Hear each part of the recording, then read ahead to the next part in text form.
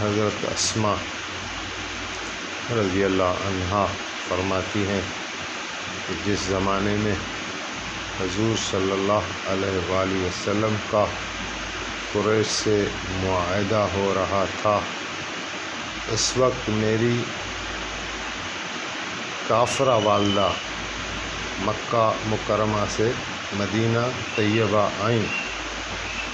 میں نے حضور صلی اللہ علیہ وآلہ وسلم سے دریافت کیا کہ میری والدہ میری مدد کی طالب بن کر آئی ہیں، ان کی مدد کر دوں؟ تو حضور نے فرمایا ہاں، ان کی اعانت کر دو۔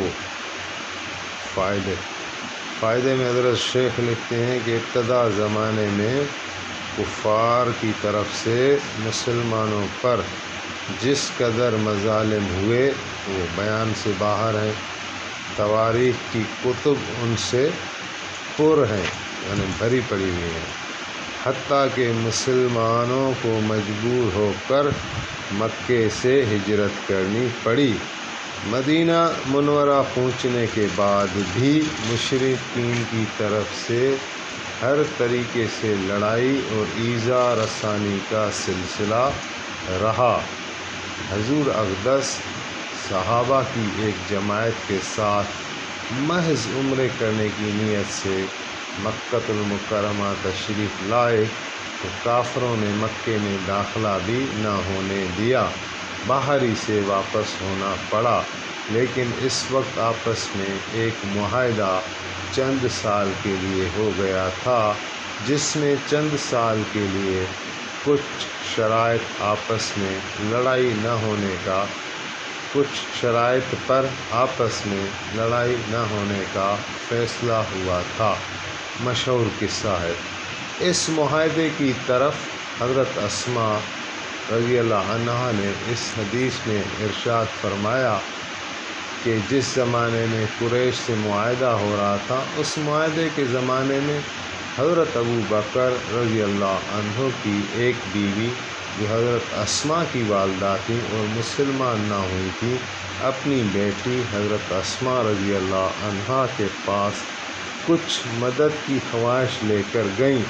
چونکہ وہ مشرک تھیں، اس لیے حضرت اسماء کو اشکال پیش آیا کہ ان کی مدد کی جائے یا نہیں، اس لیے حضور سے دریافت فرمایا تو حضور نے مدد کرنے کا حکم فرمایا۔ امام خطابی فرماتے ہیں کہ اس قصے سے معلوم ہوا کہ کافر رشتہ داروں کی صلہ رحمی بھی مال سے ضروری ہے، جیسا کہ مسلمان رشتہ داروں کی ہے۔ ایک روایت میں ہے، اسی قصے میں قرآن پاک کی آیت لا ینہاکم اللہ عن الذین لم یقاتلوکم فی الدین ولم یخرجوکم من دیارکم ان تبروہم وتقسطوا الیہم ان اللہ یحب المقسطین۔ سورۃ ممتنع کی آیت نازل ہوئی، جس کا ترجمہ یہ ہے کہ اللہ تعالیٰ تم کو ان لوگوں کے ساتھ احسان اور انصاف کا برتاؤ کرنے سے منع نہیں کرتا جو تم سے دین کے بارے میں نہیں لڑتے اور تم کو تمہارے گھروں سے انہوں نے نہیں نکالا۔ اللہ تعالیٰ انصاف کا برتاؤ کرنے والوں سے محبت رکھتے ہیں۔ حضرت اقدس حکیم الامت مولانا اشرف علی تھانوی فرماتے ہیں کہ مراد وہ کافر ہے جو ذمی یا مصالح ہو، یعنی محسنہ برتاؤ ان سے جائز ہے، اسی کو منصفانہ برتاؤ فرمایا۔ پس انصاف سے مراد خاص انصاف ہے، یعنی ان کی ذمیت یا مصالحت کے اعتبار سے انصاف اس کو متقاضی ہے کہ ان کے ساتھ احسان سے دریغ نہ کیا جائے، ورنہ مطلق انصاف تو ہر کافر بلکہ جانور کے ساتھ بھی واجب ہے۔ پھر آگے فرماتے ہیں حضرت اسماء کی یہ والدہ جن کا نام کیلا یا قتیلہ بنت عبد العزیٰ ہے، چونکہ مسلمان نہ ہوئی تھی اس لیے حضرت ابو بکر نے ان کو طلاق دے دی تھی۔ बाज़ रवायत में है कि ये कुछ घी पनीर वगैरह हदिया के तौर पर लेकर अपनी बेटी हज़रत अस्मा के पास गई। उन्होंने उनको अपने घर में दाखिल होने नहीं दिया और अपने इलाकी हमशीरा हज़रत आयशा के पास मसला दरियाफ़्त कराने के लिए आदमी भेजा कि हजूर से दरियाफ़्त करके इतला दें। हजूर ने इजाज़त फरमाई और आयत शरीफ इस किस्से में नाजिल हुई। बहरहाल किस्सा तो वॾा आहिनि, तालीमात तमामु घणियूं आहिनि। हीउ जेको बाप पढ़ियोसीं इन मां असल में मक़सदु इहो ई आहे त पीउ माउ सां भलाई कयो, रिश्तेदारनि सां भलाई कयो। अल्लाह ताला वटि इन्हनि शयुनि जो अजुरु आहे, सवाबु आहे। इंसानु जेको आहे इंसानु उहो हिन काइनात में सभ खां वधीक क़ीमती जोहर आहे। अल्लाह ताला ज़मीन अल्लाह सां ई ठाही आहे, आसमान अल्लाह ताला ठाहियो आहे, सूरज चंड सितारा अल्लाह ताला ठाहिया आहिनि, हवा पाणी बाहि अल्लाह ताला ठाहिया आहिनि। जेकी काइनात ॾिसूं था, जेका मुनज़िम आहे, जेका बिखरियल आहे, जेके हयात आहिनि, जेके मुर्गा आहिनि, जेका निबातात आहे, जेका हैवानात आहे, जेका सब्ज़ी आहे, जेका बि शइ ॾिसूं था, मिट्टी जा ज़रात आहिनि, इहे सभिनी जो ख़ालिक़ु अल्लाह ताला आहे। पर इन्हनि सभिनी में क़ीमती छा आहे? इंसानु आहे। ऐं इंसानु इन करे जो बाक़ी रहण वारो आहे। ॿी मख़लूक़ात खे अल्लाह ताला ख़तमु करे छॾींदो, जानवरनि खे ऐं हैवाननि खे। इंसानु रहण वारो आहे। क़यामत में अल्लाह ताला जा एमाल जेको आहे जाचींदो ऐं एमाल जे मुताबिक़ हिननि खे ठिकाणो मिलण वारो आहे। पोइ जे जन्नत में वियो त हमेशह हमेशह जन्नत आहे। ऐं ये अल्लाह पनाह ॾे जेकॾहिं दोज़ख में हलियो वियो त पोइ जंहिं कलमो पढ़ियो आहे ला इलाहा इल्लल्लाह मुहम्मद रसूलुल्लाह, उनखे हिकिड़े न हिकिड़े ॾींहुं दोज़ख मां रिहाई मिली वेंदी। कलमो जेको आहे उहो जन्नत जी चाबी आहे। ईअं सम्झो उन वटि चाबी आहे। कलमे पढ़ण वारो, हीअ गवाही ॾियण वारो, अशहदु ला इलाहा इल्लल्लाह अशहदु अन्न मुहम्मद रसूलुल्लाह या ला इलाहा इल्लल्लाह मुहम्मद रसूलुल्लाह चवण वारो, इन वटि चाबी आहे। इहो हिकु न हिकु ॾींहुं जन्नत में हलियो वेंदो। अगरि गुनाह करे करे करे करे गुनाहनि में ई इंसानु मरी थो वञे, उनखे तौबा जो मौक़ो न मिले त पोइ उहो जहन्नुम में हलियो वेंदो। पोइ कलमे जी बदौलत हिकिड़े न हिकिड़े ॾींहुं पंहिंजा जॾहिं हुनजा गुनाह साफ़ थी वेंदा त जन्नत में रवानो थी वेंदो। इन करे मुस्लमान लाइ जन्नत लाज़मी आहे। पर जन्नत में वञण जा ॿ तरीक़ा आहिनि। हिकिड़ो सिधो बिल्कुलु अलाह साईं खां जेको माफ़ी अची वियो, जेको अल्लाह ताला खे तव्हां राज़ी करे वियो, उहो मरण खां पोइ सिधो ई जन्नत में क़यामत थींदी। अल्लाह ताला हुनखे इमालनामो सॼे में ॾींदो। उन सां गॾु ई हुनजी इज़त ऐं तकरीम में इज़ाफ़ो थी वेंदो ऐं जन्नत में दाख़िल कयो वेंदो। ऐं जेकॾहिं ख़ुदा न ख़ास्ता को माण्हू गुनाहनि ते मरियो आहे ऐं तौबा नसीब न थी आहे, पर कलमो हुनखे हुयो, त उहो बि पंहिंजी सज़ा कटे कटे कटे हिकिड़े ॾींहुं जन्नत में दाख़िल थी वेंदो। बाक़ी जिन जो कलमो न आहे, जेका ॿी मख़लूक़ आहे, इंसान बनी हुजनि, उहे इस्लाम सां जेको तालुक़ु नथो रखे, उन्हनि जे लाइ जहन्नुम आहे, हमेशह हमेशह जो जहन्नुम आहे। त इन करे जेके बुज़ुर्ग आहिनि, ख़ासि तौर तबलीग जमायत वारा, उहे चवंदा आहिनि फ़िकिर करणु घुरिजे। त अल्लाह जो रसूल बि इहो फ़िकिर खणी आयो। हिकिड़ो यहूदी जनाज़ो वियो त पाण खणी चवंदा उथी बीठा, त साहबा चयो त साईं त यहूदी जो जनाज़ो आहे। साईं फरमाया पर हा मुंहिंजो उम्मती आहे। याने हज़ूर अलैहिस्सलाम खे को माण्हू मञे या न मञे, काफ़िर हुजे, उहो हिंदू हुजे, उहो ईसाई हुजे, उहो यहूदी हुजे, पर हिकिड़ी तरीक़े सां उहो उम्मती आहे।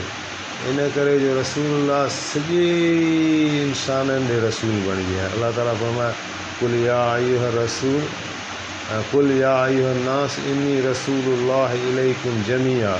मुंहिंजा हबीब तूं हिननि खे ॿुधाए त मां तमामु जे तमामु इंसाननि ॾे रसूल थी आहियो आहियां।